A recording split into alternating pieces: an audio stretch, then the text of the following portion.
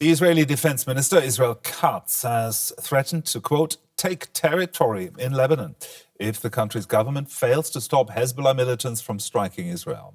Israel said that overnight Hezbollah launched its biggest attack of the war in coordination with their Iranian allies. This comes as the death toll in the Israeli military's campaign against Hezbollah approaches 700. Israel Defense Forces struck targets across southern Lebanon and in Beirut, where civilians say they were given no warnings before the bombs fell. A still night over Beirut, shattered by explosions.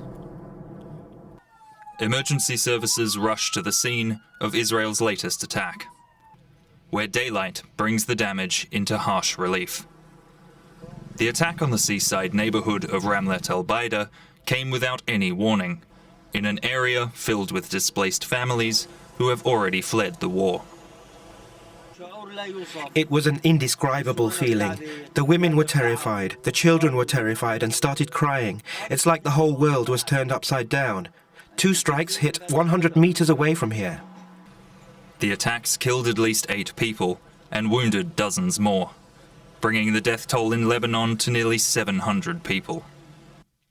Simultaneous Israeli strikes also hit southern Beirut, the traditional stronghold of the Iran-backed Hezbollah group.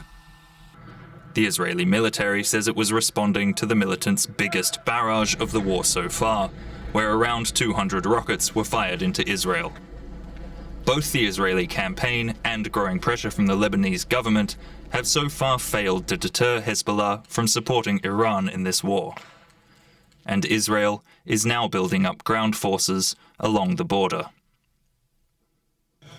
I warned the president of Lebanon that if the Lebanese government does not know how to control the territory and prevent Hezbollah from threatening northern communities and firing towards Israel, we will take the territory and do it ourselves. Prime Minister Netanyahu and I have instructed the IDF to prepare for expanding military operations in Lebanon and for restoring quiet and security to the northern communities. Caught between Israel's attacks and Hezbollah's defiance, civilians in Lebanon are exhausted. Over 800,000 have been displaced in less than 2 weeks, and the looming threat of an Israeli ground invasion is only adding to their stress. We're against the escalation. We don't want war, we want peace. We want our children to live in this country and secure their future in this country so they can live. War leads nowhere except destruction, devastation and death. Lebanon's government has accused Hezbollah of working to collapse the state and is calling for negotiations with Israel to end the conflict, a call that is so far landing on deaf ears. So what is Israel trying to achieve with its intensifying strikes in Lebanon? Sara Harmouch, CEO of defense and foreign policy consultancy H9 in Washington, D.C., broke it down for us. Israel's strategy broadly in the Iran war is to eliminate Iran's existential threat. And it's doing so by focusing on degrading Iran's military capabilities. And second, it's also pressuring its regional network by hitting connected fronts, especially Hezbollah in Lebanon. So the strategy there also, Hezbollah is signaling to degrade Hezbollah's military activities, at the same time pressure Beirut and the Lebanese state to act faster and more decisively against Hezbollah. And third, it's trying to also signal to the region that that Israel is ready to broaden the war if Hezbollah doesn't get disarmed, and if Beirut cannot contain Hezbollah, then Israel will be ready to raise the costs. Now, Israel is now going a step further, it seems. It's threatening to occupy parts of Lebanon. How much does that change, or would that change, the power dynamics in Lebanon? It would change. That means there's a higher risk of transition from punitive strikes against Hezbollah and its strongholds, and to expand the broader campaign into a coercion campaign, which could include deeper and more sustained operations aimed at degrading Hezbollah's activities and infrastructure, and also increasing pressure on the Lebanese state. This means it would just not be militarily, it would also be politically directed at the Lebanese, at Beirut, either contain Hezbollah or Israel will raise the cost. That would mean more civilian displacement, more pressure on Beirut, and a greater chance that the Lebanon front develops its own momentum rather than remaining secondary to the Iran war. Now, Turkey's foreign minister has expressed concern that Lebanon could collapse over Israel's offensive. Is that likely to happen, or is Lebanon already a failed state? I wouldn't describe it a failed state. The economy has been really bad since the last conflicts, and the Lebanese government has been trying to move against Hezbollah's independent military activities. But this is where Hezbollah's logic and Lebanese logic is differing. There's a major gap between both. Hezbollah's interests in Lebanon are framed as deterrence and defense, tied to Iran's strategic objectives. And the Lebanon's interest, the Lebanese state, is focused on national survival and de-escalation and avoiding institutional collapse. So there are concerns that a broader regional war a broader expansion in Lebanon could cause institutional collapse. But the Lebanese government has been taking steps against that, trying to move against Hezbollah's military activities in Lebanon and trying to communicate with other actors in the region.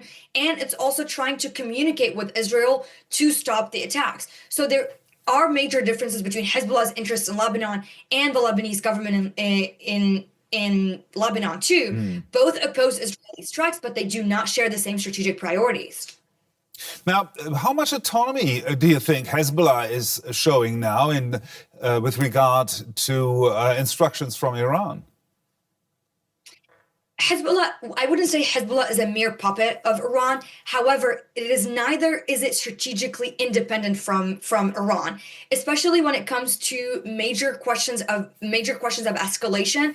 We've seen Hezbollah coordinating more in Lebanon with Iran's Revolutionary Guard. There's been increased coordination under Naim Qassem, which has been different how Hezbollah operated under Hassan Nasrallah, the former leader. But now there seems to be increased coordination between Hezbollah and Iran's Revolutionary Guard.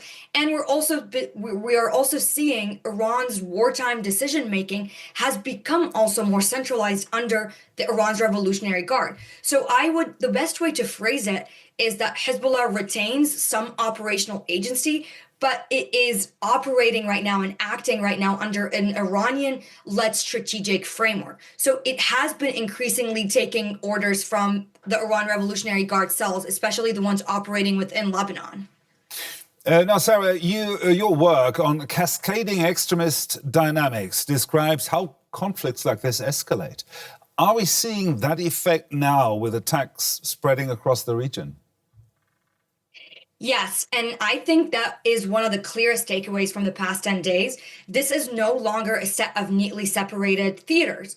You are starting to see that the Iran war has activated linked fronts, disrupted shipping and energy routes, and also triggered missile activity well beyond the immediate Iran-Israel theater, and also dragged Lebanon deeper into the fighting. So today, the war is no longer confined to Israel and Iran anymore. It's in action in one theater is creating incentives and risks in another. So that does not mean at the same time that the objective of all of the actors involved are the same, but it does mean that escalation is increasingly interactive rather than compartmentalized.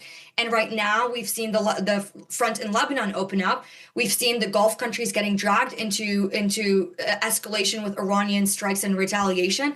And we have yet to see what the Houthis, Iran's proxy in Yemen, is going to do, or if it's going to remain restrained. So it seems and it appears that the war is expanding, and the regional conflict is now cascading. Yes. And the cascading, does that mean that we're currently looking at the final stage of this cascade, or will it broaden further?